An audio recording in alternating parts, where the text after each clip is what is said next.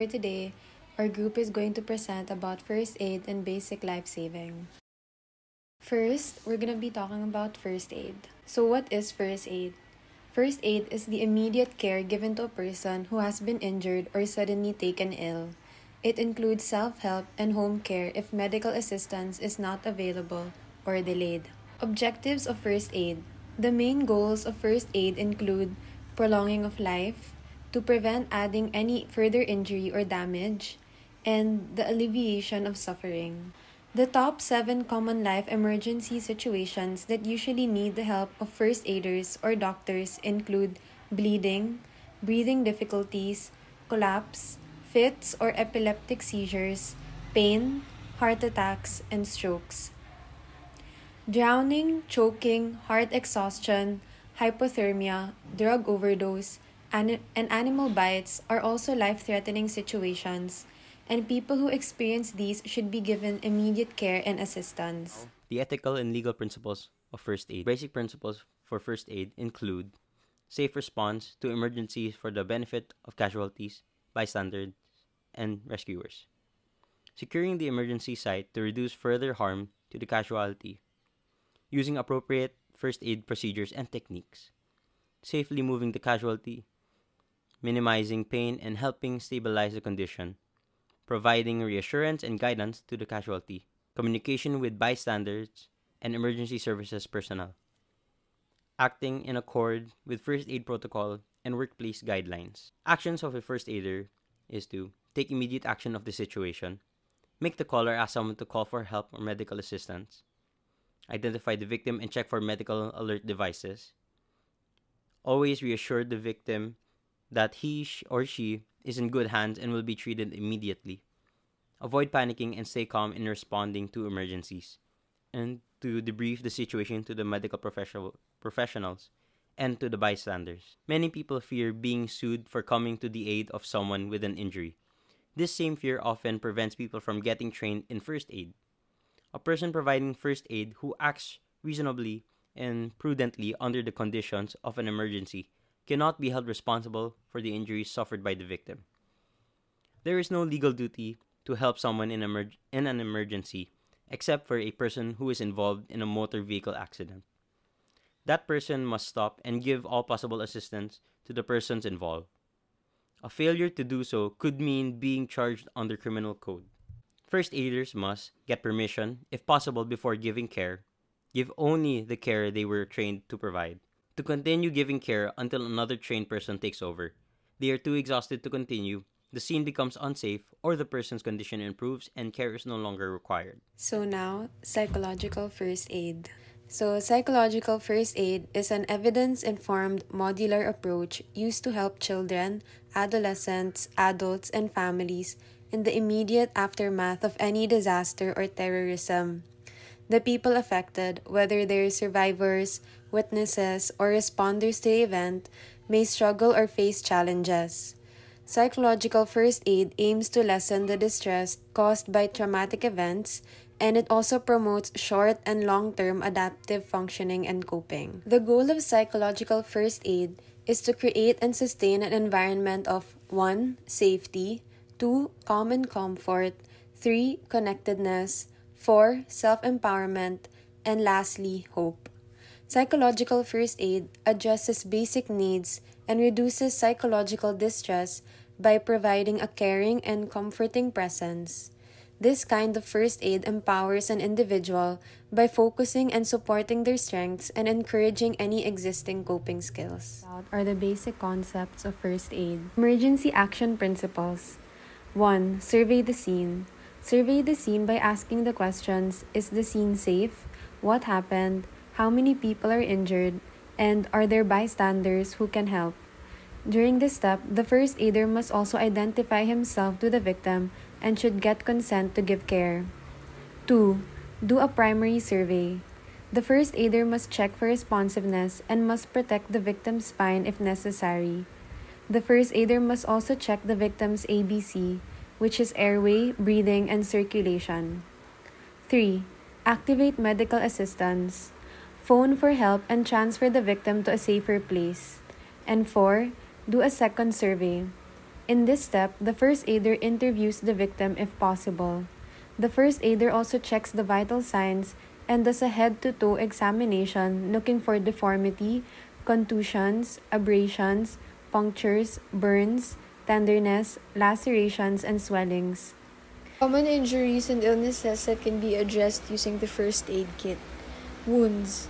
The two types of wounds are open and closed wounds. Open wounds are breaks in the skin like abrasion when you rub your skin against a rough surface. Incision, which is a cut on the skin.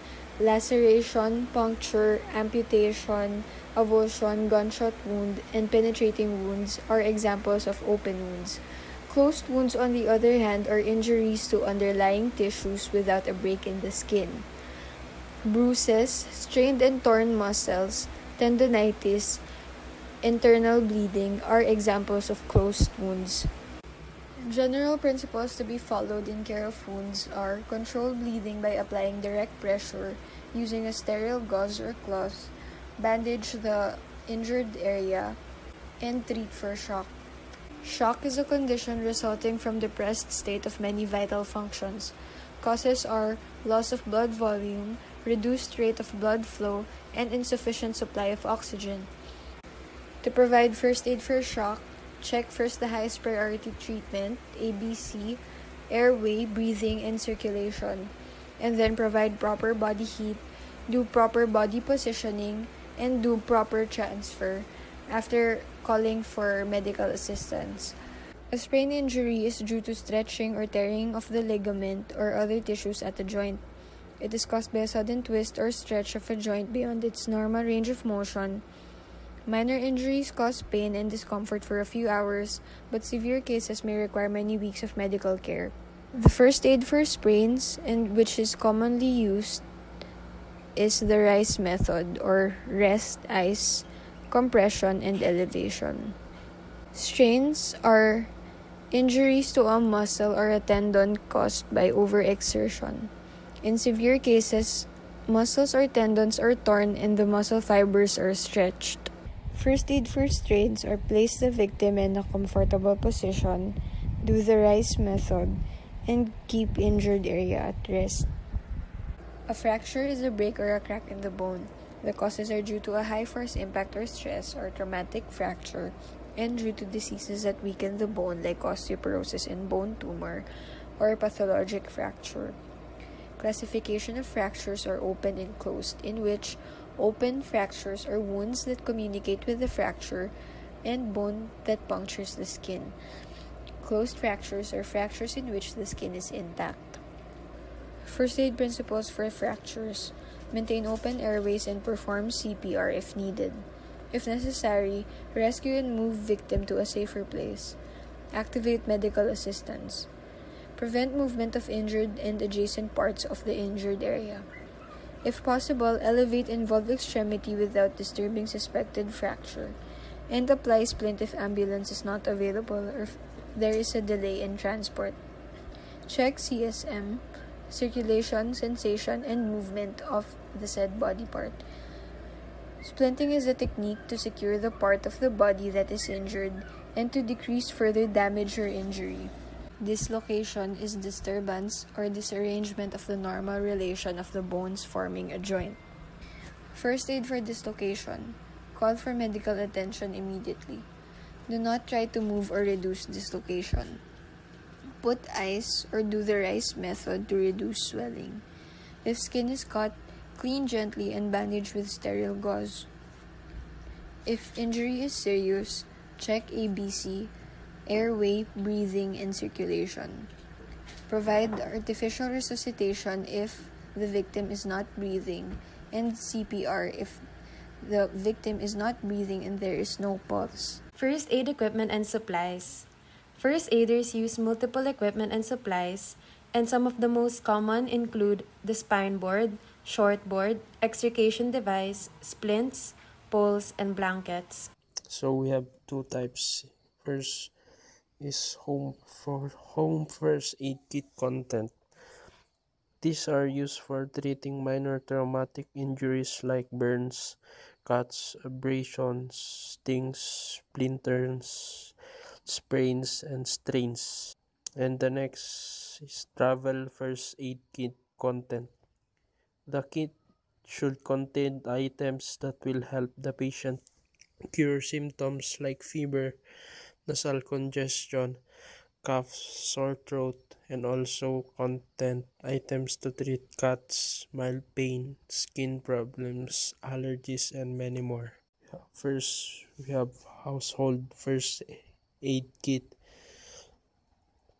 So, consists of adhesive tape, anesthetic spray, or lotion for itching, rashes, and insect bites, 4x4 sterile gauze pads for covering and cleaning wounds, 2, 3, and 4 ace bandages for wrapping sprained or strained joints, for wrapping gauze onto wounds, for wrapping on splint, adhesive bandages, all sizes, diphenhydramine, oral antihistamine for allergic reaction, itching rashes, exam gloves,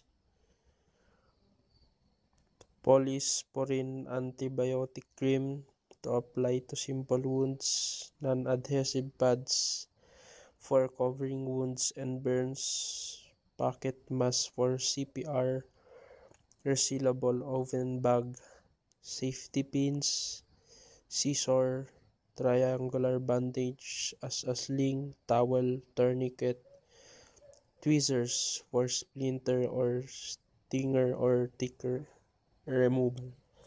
And the last type is travel first aid kit.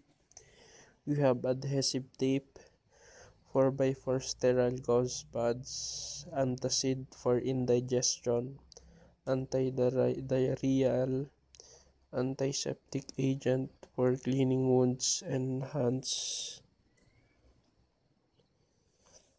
aspirin for mild pain, heart attack, adhesive bandages, diphenhydramine, oral antihistamine, book on first aid, cigarette, lighter, cough medication, dental kit for broken teeth, loss of crown or filling, exam gloves, small flashlight, ibuprofen, insect repellent, knife, moleskin to apply to blisters or hot spot, nasal spray decongestant for nasal congestion for colds or allergies, non-adhesive wound pads, polysporin antibiotic ointment, oral decongestant, personal medication, phone card with at least 60 minutes of time,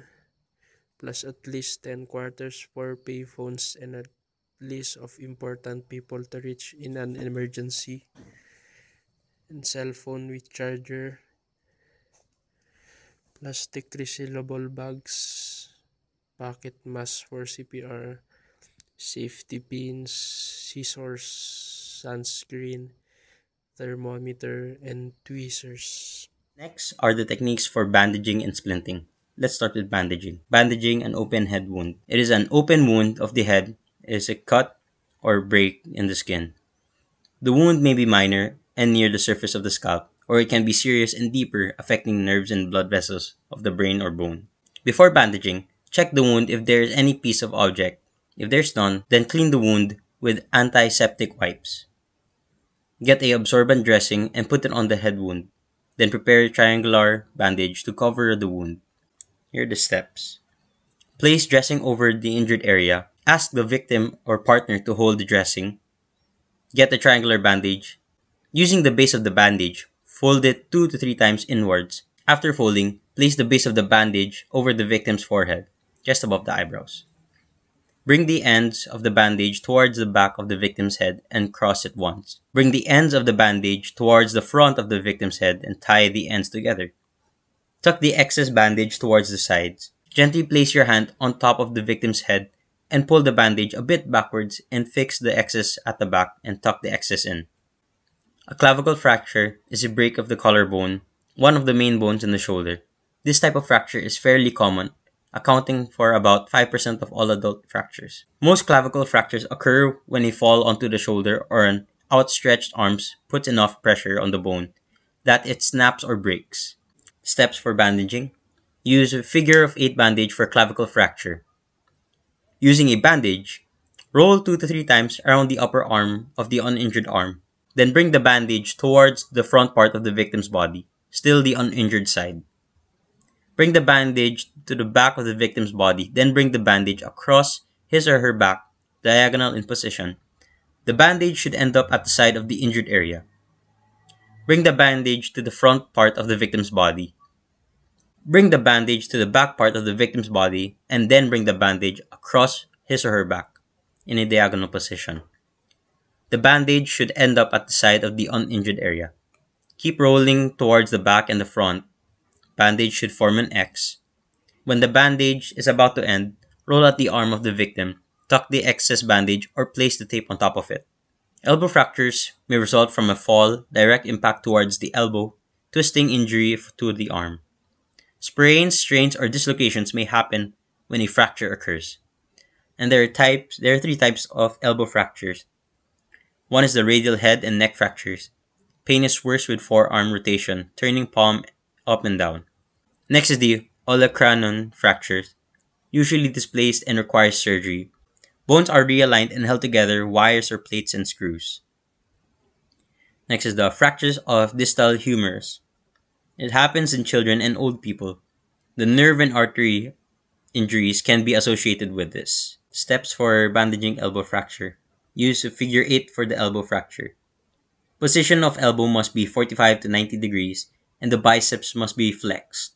To anchor, wrap it with an angle so one corner, the apex, of the bandage will not be covered when the bandage is brought around the upper arm. Wrap twice the bandage completely around the upper arm. Fold the corner over the second turn of the bandage. The bandage is now anchored. Carry bandage obliquely downward over hollow of the elbow. Wrap forearm twice to anchor. Bring obliquely upward, then pass spirally downward, creating a figure of 8. Repeat procedure with oblique turns progressing up forearm, each turn overlapping preceding turn by 2 birds of the bandage. Terminate the bandage with 2 circular turns and then secure it with the bandage clip. A patellar fracture is a break in the patella or kneecap, the small bone that sits at the front of your knee. Because the patella acts as a shield for your knee joint, it is vulnerable to fracture if you fall directly onto your knee, hit it against the dashboard in a vehicle collision. Figure of 8 for knee fracture. Provide support and mobilization. Knee must be flexed 45 to 90 degrees. Can help reduce pain and swelling. Can promote rapid healing. Restricting the movement of the joints that surround the soft tissue may reduce pain and make the victim comfortable. Steps. Place the victim's leg in a natural position. The knee should be in the flexed position. Begin the bandage below the patella with 2 circular turns, similar as the elbow fracture. Next, fold the corner of the second turn of the bandage. The bandage is now anchored. Ascend spirally up above the joint.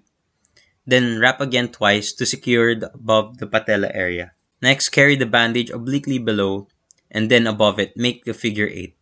Continue below and above the joint, overlapping the previous turn by 2/3 the width of the bandage. Next, make sure to cover above and below the kneecap. This provides maximum external support, not just to the joint, but also the ligaments, muscles, and connect tissue. Lastly, terminate the bandage above the joint with 2 circular turns, and then secure the end appropriately with bandage clip. Upper arm fractures usually result from a fall on an outstretched arm. Sometimes they result from a direct blow. Usually the broken pieces of bone do not move out of place or move only slightly out of place, and thus tend to heal on their own. Upper arm fractures are common among older people. The broken pieces remain in place or close together. Upper arm fractures need to be mobilized with an arm sling. Arm slings are made up of flexible fabric that may be looped around the neck or back. It holds the arm in a bent position in front of the chest. Used for fractures involving the shoulder, clavicle, scapula, and humerus. Steps. Ask victim to support the injured arm using their uninjured hand. The arm should be across the body, chest.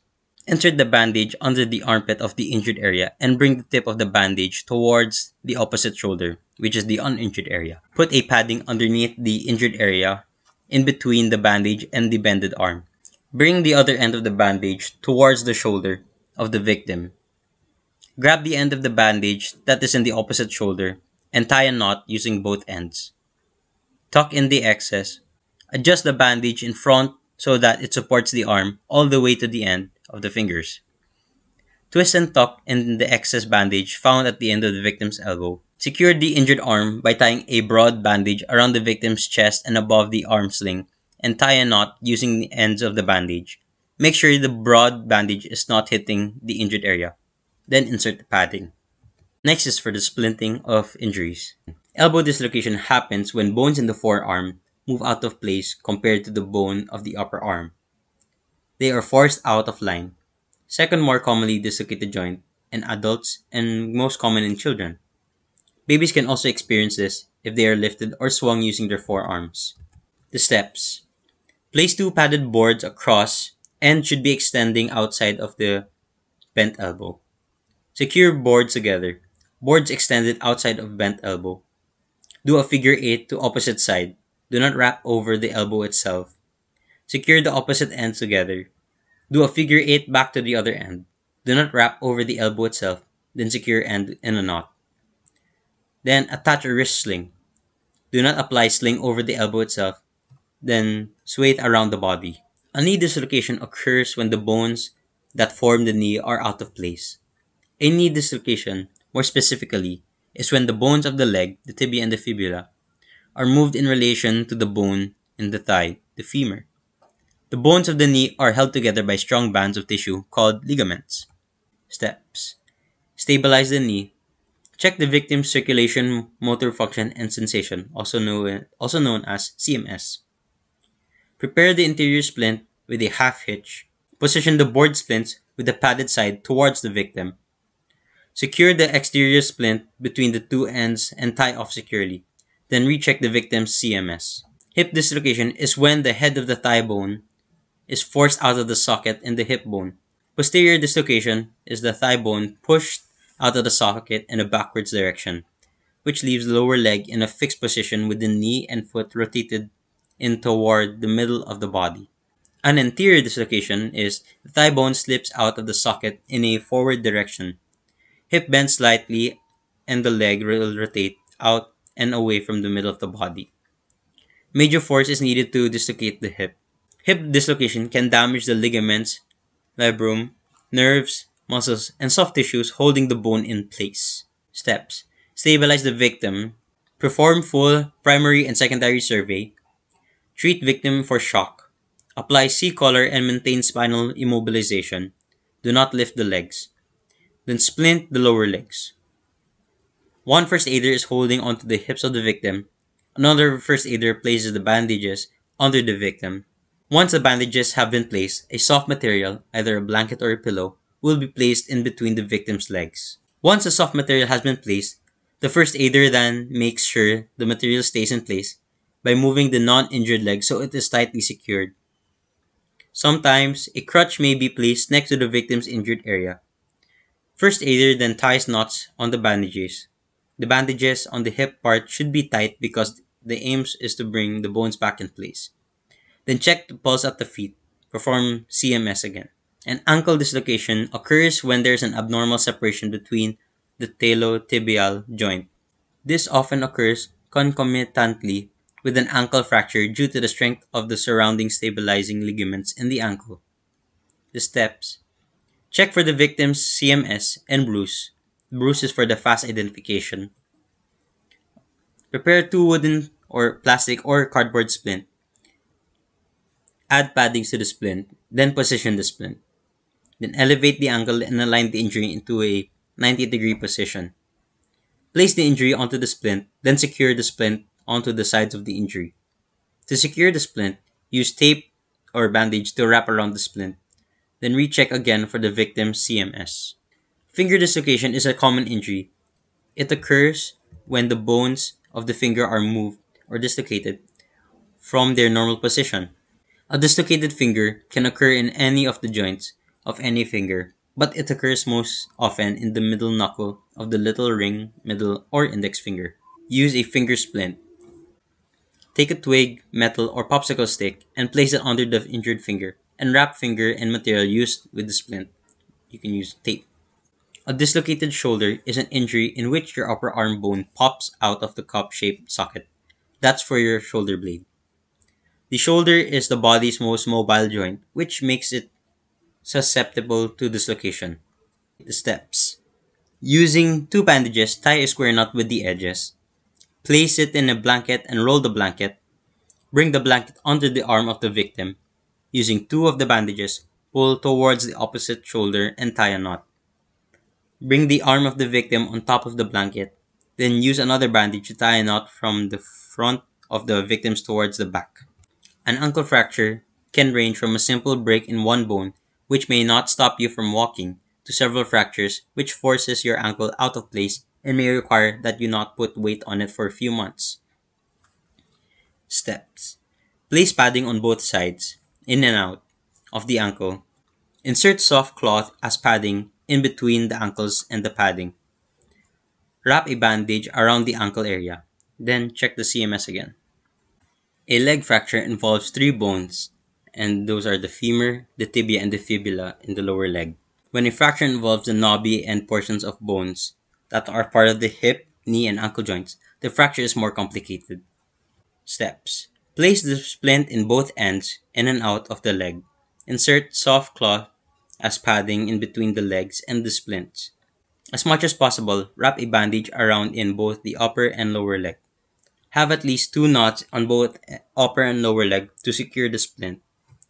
Then check the CMS again. A broken arm involves one or more three bones in your arm, the ulna, radius, and humerus.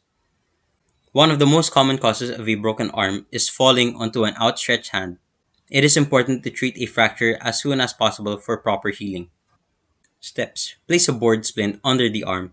Using a bandage, tie a knot to secure the board and the arm. Place another bandage near the victim's wrist. Using another bandage, preferably a triangular bandage. Tie a knot at the end. The end of the knot should be placed in the victim's elbow. Bring one end of the bandage inwards, in front of the victim's chest, towards the opposite shoulder.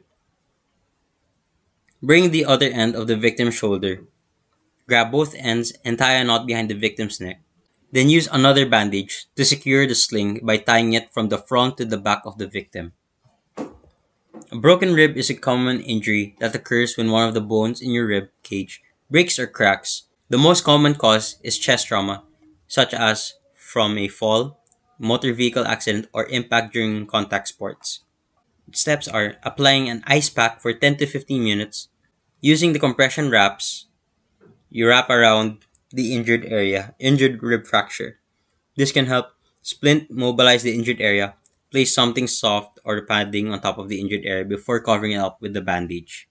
Let me explain what is basic rescuing. A rescue is the act of removing someone from danger.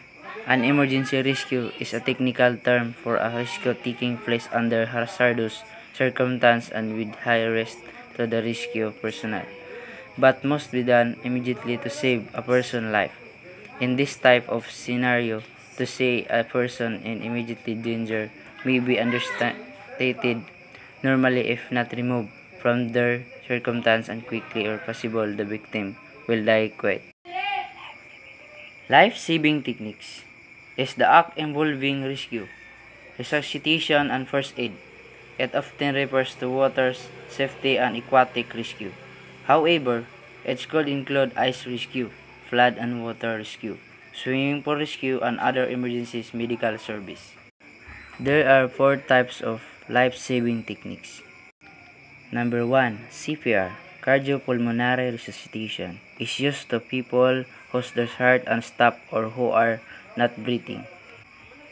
Number 2. AED, an automated external defibrillator is a portable device that can analyze the rate of the heart and deliver an electric shock. It's used in patients with sudden cardiac arrest.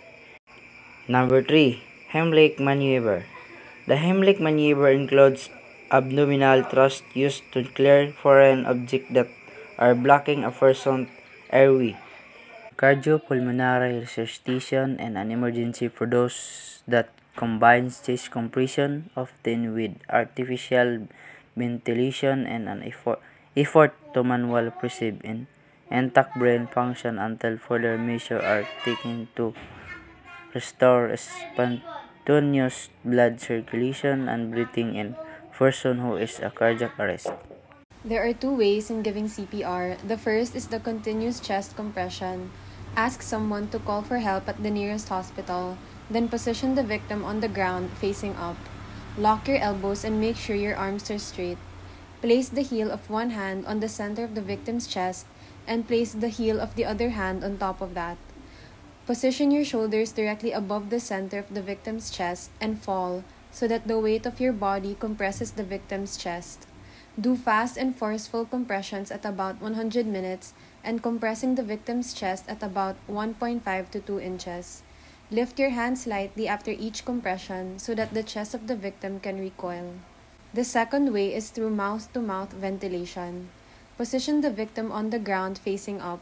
Rule out the airway obstruction by looking inside the victim's mouth and checking for any foreign body or objects. CPR is initiated using the head tilt, chin lift maneuver so that the airway is opened. Do the mouth-to-mouth technique. Pinch the nostrils of the victim so they become closed. Put your mouth completely over the victim's mouth. Give a breath for 1 second with enough force to make the victim's chest rise. If the victim has no pulse, start adding the chest compression CPR in a ratio of 30 compressions to 2 breaths. Various lifts and carries. There are 3 main methods of transfer, and these are the 1-man carry, 2-man carry, and the 3-man carry. So, 1-man carry means only one first aider or helper is needed for the transfer to be done. So, the first is armpit shoulder drag. This is not a good method of transfer when moving the victim through long distances. However, it can be used for moving the victim up or down the stairs. The first aider must be careful because he is carrying the heaviest part of the victim's body, which is the upper torso. The steps include: first, with the victim lying down facing up, the first aider must position himself at the head of the victim. 2. The first aider then kneels down and helps the victim to sit up. 3. The first aider then places his arms under the victim's shoulders and armpits. 4. The first aider grabs to his own wrists or grabs to the wrists of the victim, opposite hand to opposite wrist. And lastly, the first aider slowly stands up, leans back, and walks backwards while dragging the victim away from the dangerous site. Next is assist to walk. The victim must be conscious for this and give some assistance to the first aider. The victim should only have minor injuries and should be able to hop or walk on one leg. The first aider also acts as a crutch in this method. It can be used for short or long distances as long as the victim is capable of using one leg. The steps include: 1. The first aider must be on the side of the victim's affected area. He then bends down so that both the first aider and victim are facing the same direction. 2. If the victim has an injury, bend the affected leg and bring him or her to a seated position. 3. Place the victim's arm over the first aider's shoulder. 4. The first aider grasps the wrist of the victim using one hand, and the other hand should be wrapped around the victim's waist. 5. Slowly help the victim to stand up and assist him or her to walk or hop using their unaffected leg. Carry in arms. This method is used for children or a lightweight person and is good for short distances. This method is also good if the victim will be placed on a litter or stretcher and he or she is not capable of walking. The first aider must have good upper body strength to carry out this method. The steps include: 1. Bring the victim to a standing position with his or her hand around the shoulders of the first aider. 2. The first aider places one hand behind the victim's knees and the other hand behind or around the victim's back. 3. The first aider lifts the victim and carries him or her away from the site. If the victim is a child or is light, the first aider squats or kneels down, then places one hand behind the knees of the victim and the other hand behind the victim's back. and then the first aider stands up while lifting the victim and walks away. Feet or ankle drag. This method is used to transfer victims who are too large or big to carry. It should only be done for short distances and if the surface is smooth. The victim should not have any leg injuries. This method is actually the fastest way to move victims, but it is not the most preferred way. The steps are: 1. Bring the victim to a lying position with his or her face up. 2. The first aider secures the arms of the victim by placing them either on top of the head or chest. 3. The first aider then grasps onto the ankles of the victim. 4. The first aider makes sure that the legs of the victim are straight and aligned with the upper body. The legs of the victim must also be close to one another. And lastly, the first aider pulls the victim away from the site. Piggyback carry. This method is used for conscious or responsive victims, also because the victim must be able to hold on to the first aider's back and they must be able to grasp their wrists. Don't use this method if the victim has arm injuries. The steps are: 1. Bring the victim to a standing position. 2. The victim places one arm around the first aider's shoulders. 3. The first aider then moves to the front of the victim with his back facing the victim. He grabs the arms of the victim and crosses them in front of his chest. 4. The first aider slightly bends his knees while maintaining a straight back and places his arms under the victim's legs. He must also interlock his fingers for more balance and support. He then leans forward a bit so that the victim is lifted off the ground and hops onto the first aider's back. 5. The first aider then carries the victim away. Last is the fireman's carry. This method is used to distribute the victim's weight and is also used for long distances. It can be used for moving unconscious or disabled victims in a quick manner. The first aider must be physically capable or strong because he will be raising the victim up from the ground. The steps include: 1. Bring the victim to a standing position. 2. The first aider then places one foot in between the feet of the victim so that his or her legs will be separated from one another. 3. The first aider then holds onto the victim's wrist, raises the victim's arm, and places it on his shoulder. 4. The first aider bends down and brings his body across the victim's shoulders. He places one arm in between the legs of the victim. The arm the first aider must be using is his non-dominant hand, and the arm that is opposite to the arm of the victim's that is placed on his shoulder. 5. Once the first aider places his arm between the victim's legs, he reaches and grabs for the victim's arm that is placed on top of his shoulder. The first aider's free hand must be on his knees for more support. 6. Once ready and once the first aider has a tight grip on the victim's arm, he stands and walks away, making sure the victim is fully supported and secured. So the two-man carry means that the transfer requires two first aiders to move the victim. The first is carry by extremities. This method shouldn't be used if the victim has serious injuries. It can be used for both conscious and unconscious victims and can also be used when moving a victim through narrow areas, staircases, or uneven terrains. The steps are: 1. Bring the victim to a seated position. 2. One first aider, the taller one, positions himself behind the victim. He kneels down and puts his arms under the victim's shoulders and through the armpits. He then grabs the wrist of the victim. 3. The second first aider positions himself in front of the victim, back facing the victim. He then positions himself in between the legs of the victim, kneels down and places his arms under the victim's knees. And 4. When both first aiders are ready, they stand up together and walk away. Next is the two-man assist to walk. This method can be used for both conscious and unconscious victims. For conscious victims, this method allows them to swing or move their legs while the first aiders act as crutches. For unconscious victims, this method is a quick or easy way to move them away from danger. The steps are: 1. Bring the victim to a standing position and place the victim's arms around the shoulders of the first aiders. 2. Both first aiders, using one hand, grasp onto the wrists of the victim. 3. The first aiders then place their free hand behind the victim's back or around the waist. The arms or hands of the first aiders must interlock. Lastly, assist the victim and walk away from the site. Two-hand seat. This carry can be used for conscious and unconscious victims, but only over short distances. The steps include 1. Bring the victim to a standing position. 2. Once stood up, the first aiders must make sure that the victim's arms are around their shoulders and that the first aiders must also have one arm behind the victim's back or around the waist. 3. The first aiders then bend their knees a bit and place their free arm or hand under the victim's butt. This will act as the seat of the victim. 4. The victim sits down and leans back on the arms of the first aiders. And 5. Once ready, the first aiders stand up and walk away. 4. Hand seat. This can be used for conscious victims only because the victim must be able to support him or herself while being carried. This method is usually used for victims with head or foot injuries and over moderate distances. The steps are 1. The victim is asked to stand up and hold on to a sturdy object. 2. Both first aiders lower their bodies into a half-kneeling position, making sure that their arms are aligned with the victim's knees. 3.